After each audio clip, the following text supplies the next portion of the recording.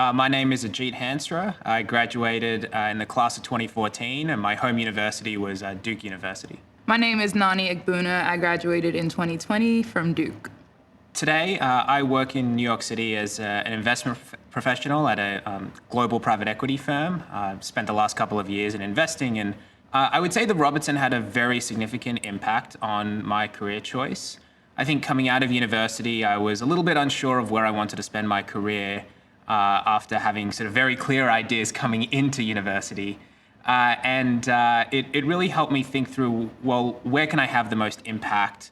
What types of organizations will I feel good about, joining, and not just feel like I'm a kind of cog in the machine, so to speak. So, I've been very deliberate about about the organizations I've chosen to work for, and in particular, the organization I'm at today, I think has a lot of values and a lot of kind of key, factors instead of how they think about the world and how they think about their people that really echo the values of the Robertson program and intellectual curiosity, integrity, transparency, things that really are important to me. So I am currently working on the marketing team for an Atlanta-based startup, and I'm also in advertising school, so my time is kind of split between the two. But I'd say that the program definitely, like you said, I want to work somewhere that's having an impact. I want to work somewhere where I believe in the founding principles. I believe in the mission statement. Startup culture is a little bit different. You really have to be aligned with the mission in order to be successful at the company. And Robertson is such a mission-oriented program, and it's such a mission-focused and a mission-driven program. And so that's something that I've carried with me in, choosing the steps on my career path since then. That idea that art can create real and lasting change is kind of the philosophy that underpins everything I do. I've always believed that. I've always considered myself an artist. I've always loved the arts, loved other artists. And so the startup I'm at right now, it's actually focused on using conversation to create real and lasting change. And so we partner with organizations and companies to help them lead internal and external conversations regarding, diversity, equity, and inclusion, mental health, other social issues, and things like that. And I'm on the marketing team, but my actual title with the company is visual storyteller. And so I believe a lot in the power of stories to bring us together. I try to capture stories from our events, capture stories from our partners and our customers and our clients. But I believe in storytelling. That's how we connect with each other. I may not know anything about you. I may not know anything about the next person. But if you can tell me a story, tell me about a time, some pivotal moment in your life, something that happened in your past that, you still think affects who you are today, then we're connected on a different level.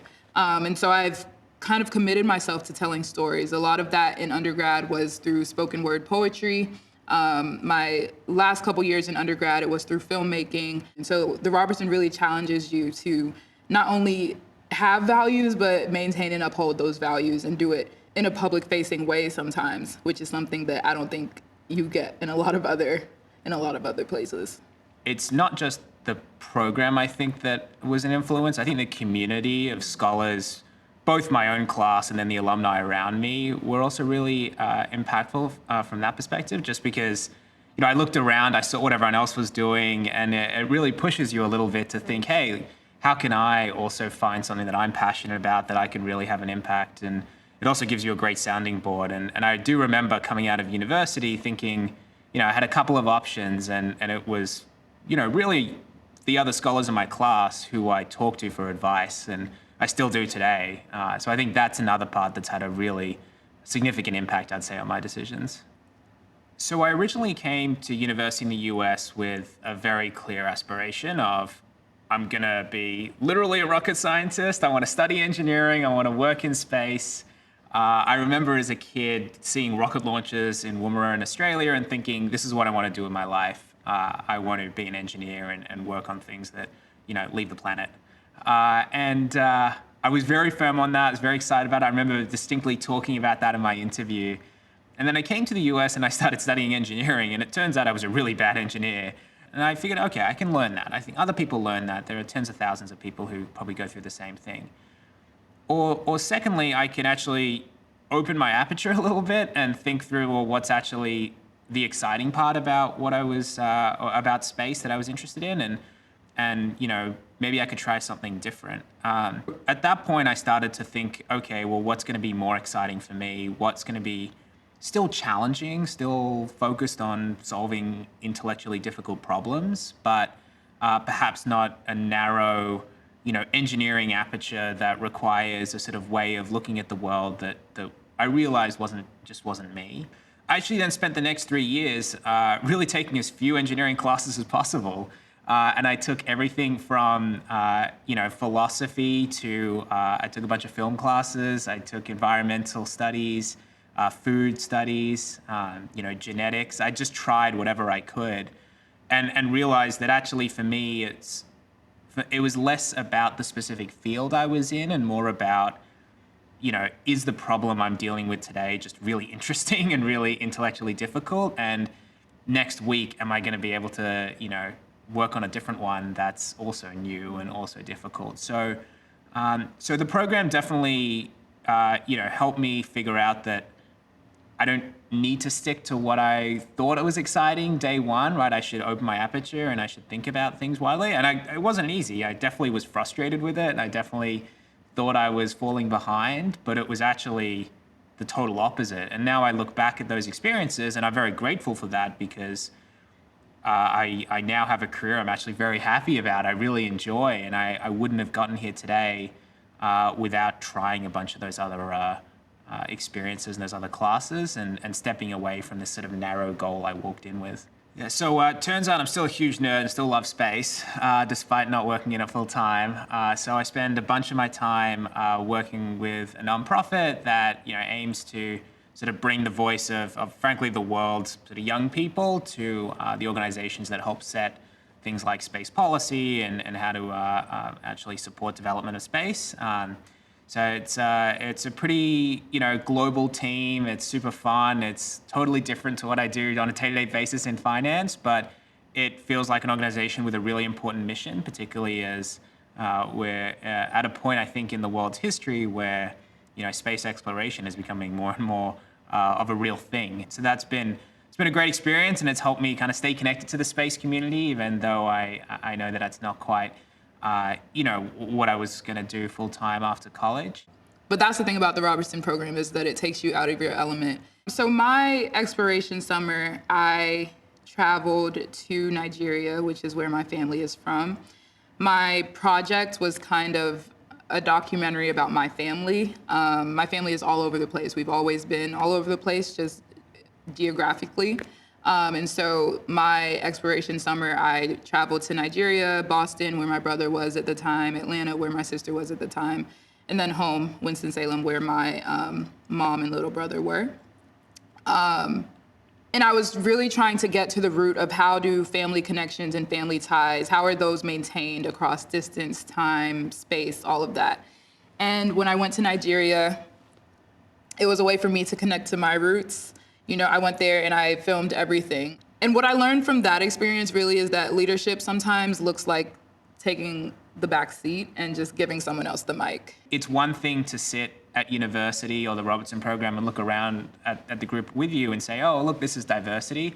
It's totally different when it's 45 different countries and varying levels of education and experience and just frankly challenges in people's lives. And I think the program exposed that to me a little bit in my first summer, but very much so in my second summer in Vietnam. And I think to date, I've been much more appreciative of how to sort of interact with people from different cultures, how to be more empathetic, given that they might not have grown up in the US, might not have grown up with the same opportunities I had, and how to be a good leader in those contexts. I think being able to reflect is a skill that you don't learn anywhere else quite the way you learn it with the Robertson program. And I've taken that with me post-grad, just being able to reflect on the work that I've done. Could I have done that better? Could I have handled that situation better? And that in turn just makes me a better human. It makes me a better employee, a better coworker, because I'm able to look back on what I've done and be honest with myself. Like you could have worked a little harder there. That could have been a little crisper. And So that's a skill that the Robertson program gave me that I hope I never lose. That's definitely a big one for me as well, is reflecting and being able to articulate that as well. I very rarely prior to the program had I ever been asked to describe what I valued, who I was, what my story was even. And so that's actually a very, very tangible skill I still use today, and I think is woefully undertaught in basically every other context I've been involved in. But for me, the other, I would say, really important thing that the program taught me was actually just empathy. I think the Robertson program is a really interesting and a really unique way of trying to create impact in the world. To me, it was an accelerator, right? It was, how do we take a bunch of people who, look like they're on a great trajectory, but how do we make that better and faster, or just wider scale, or whatever kind of adjective you want to use. So I think that's certainly what's happened with me. I think my life trajectory has been changed, pretty meaningfully by being a part of the program, being a person of integrity, making decisions and focusing on impact that I think is positive for the world in whatever way, whether it's very small or much larger. And then importantly, being intellectually curious about the world and about other people, and trying to be empathetic. And those are things that I think I would certainly not have spent time thinking about or prioritizing if I weren't surrounded by people and kind of forced to actually go through that exercise. So it's definitely been important to me. No, you made some great points. I think I've always been, pretty firm in who I am and in what I believe.